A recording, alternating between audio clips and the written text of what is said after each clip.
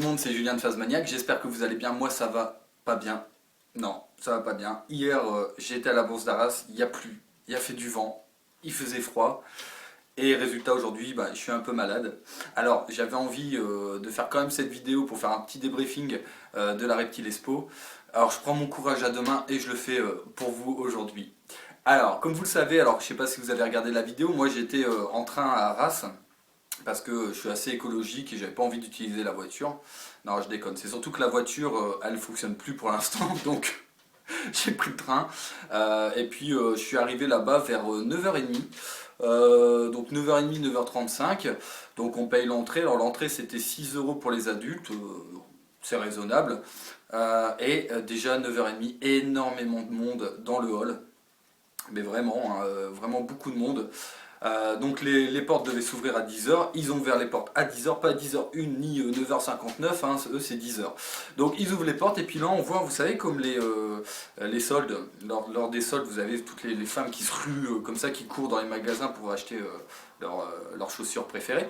Là c'était la même chose, sauf que c'était Jean-Pierre, Jean-Marc et Jean-Noël qui couraient pour acheter leurs reptiles ou leurs insectes.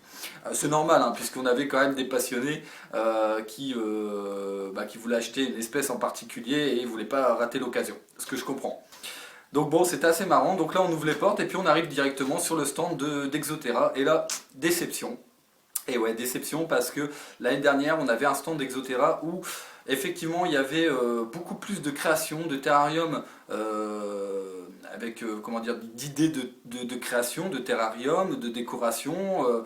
Là, cette année, c'était minimaliste, c'est-à-dire qu'on arrive, quelques terrariums, regardez ma lampe UV 2.0, celle-là c'est un... Non, non, sur ce coup-là, je crois qu'ils ont un peu raté le coche. Alors, c'est mon ressenti encore une fois, hein, voilà, je vous préviens, hein, de toute façon, ce que je vais vous dire aujourd'hui, c'est mon ressenti. Après, chacun a peut-être ressenti des choses différentes. Moi, en tout cas, un peu déçu. Je pensais voir de la part d'Exoterra quand même d'autres choses, d'autres créations. Bon, c'est dommage. Passons.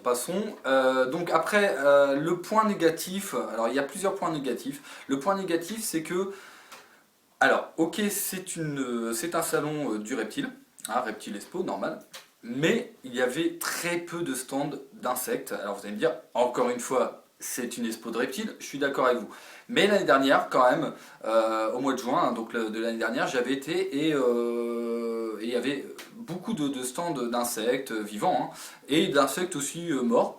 Là, cette année, très franchement, à part Arthropodia, vraiment, on avait trois stands, je dis bien stands, d'insectes vivants. Et puis après, on avait quelques vendeurs qui avaient un peu de tout. C'est-à-dire qu'ils avaient du reptile, deux, trois insectes vivants. Enfin, c'était assez dispatché. Et, euh, et moi, j'étais un peu déçu pour ça. En tout cas, je remercie quand même Arthropodia d'exposer à chaque fois dans ces bourses-là, même aux bourses reptiles, parce que au moins, il y a quand même du contenu au niveau de l'insecte vivant. Je crois que sans eux, très franchement, je sais pas si j'aurais été. Alors j'ai été surtout parce que je voulais acheter une tortue pour ma femme.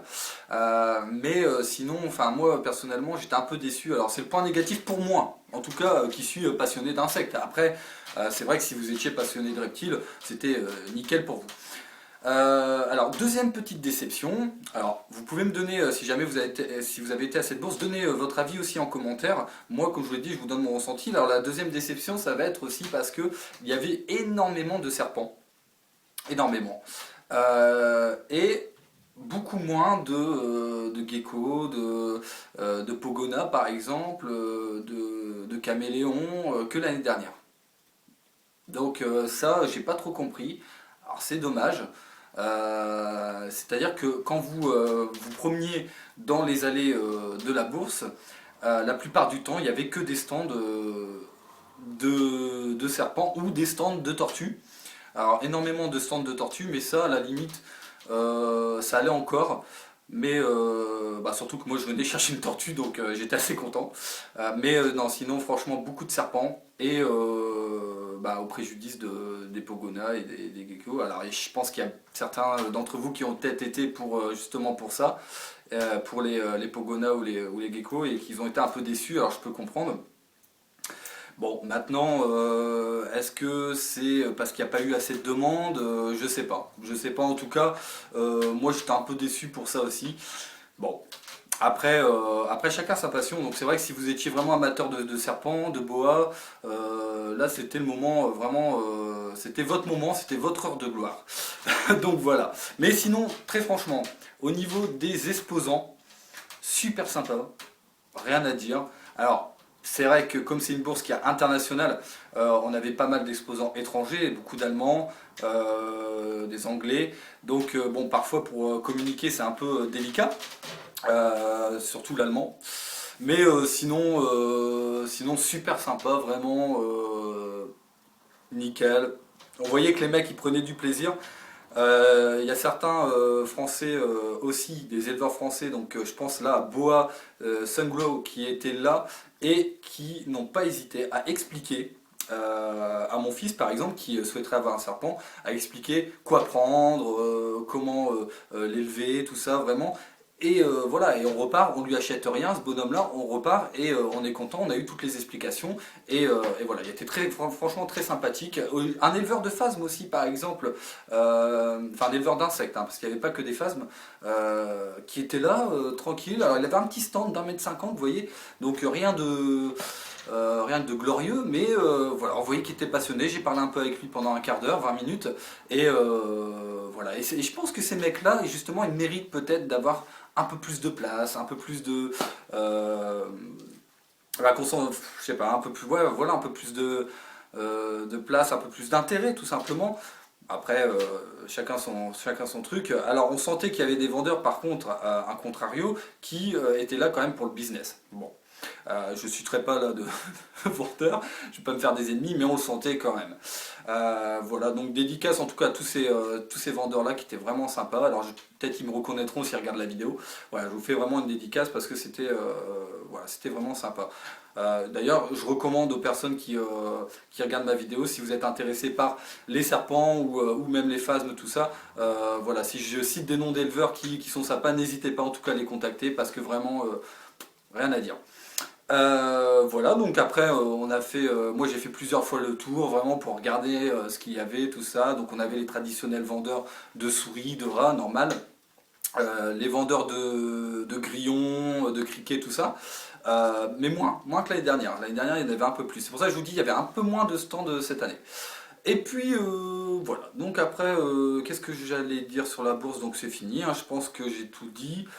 Ouais, donc après c'était non, c'était nickel. Donc par rapport à l'année dernière, voilà, si on devait faire un résumé, par rapport à l'année dernière, moins d'exposants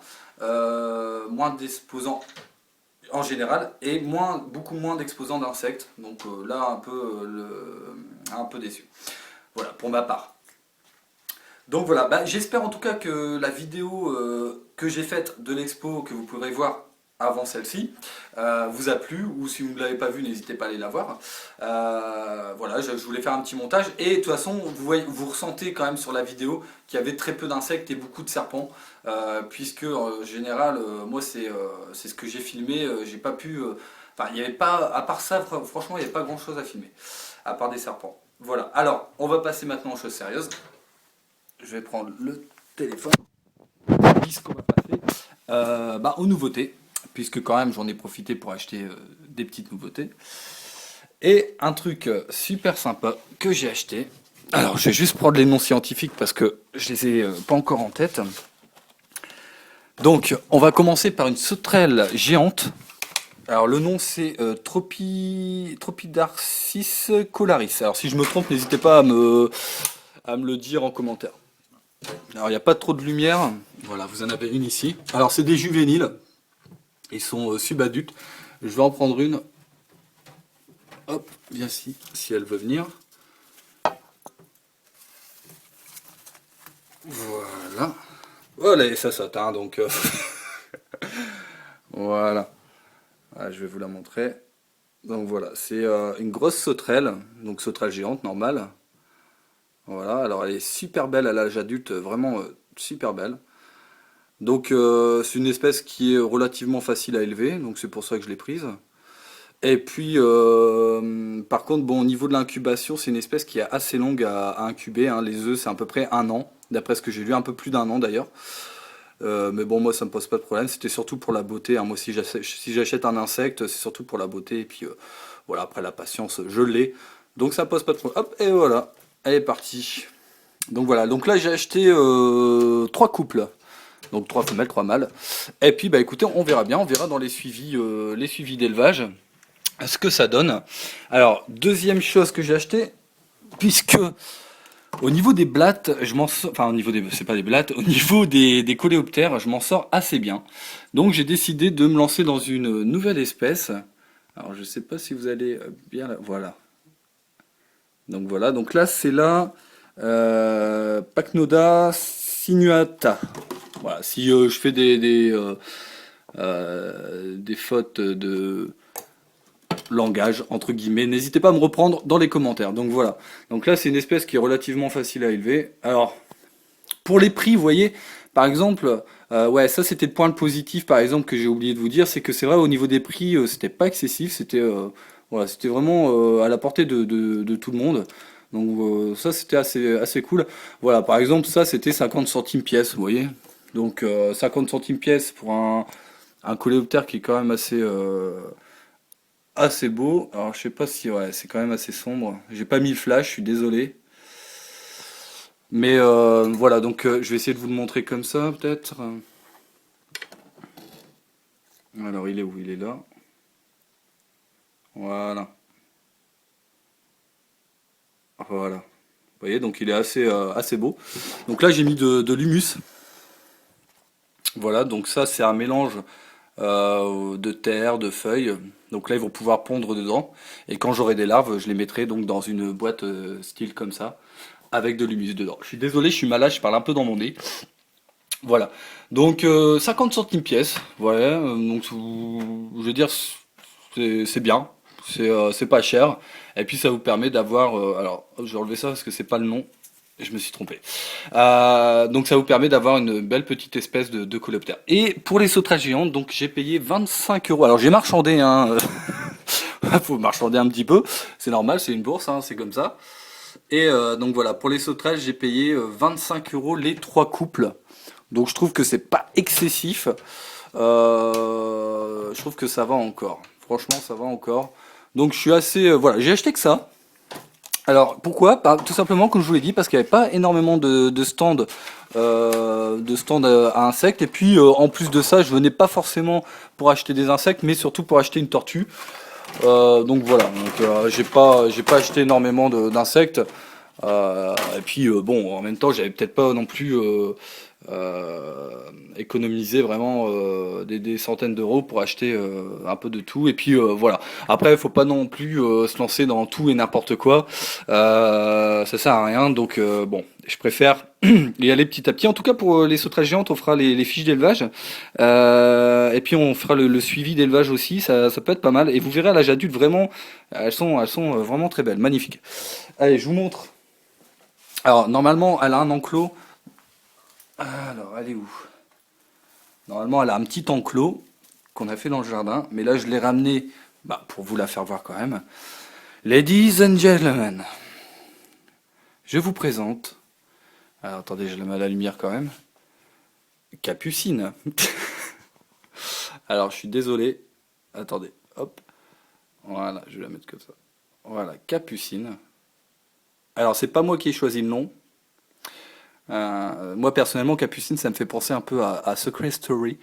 Donc, au départ, j'aimais pas trop.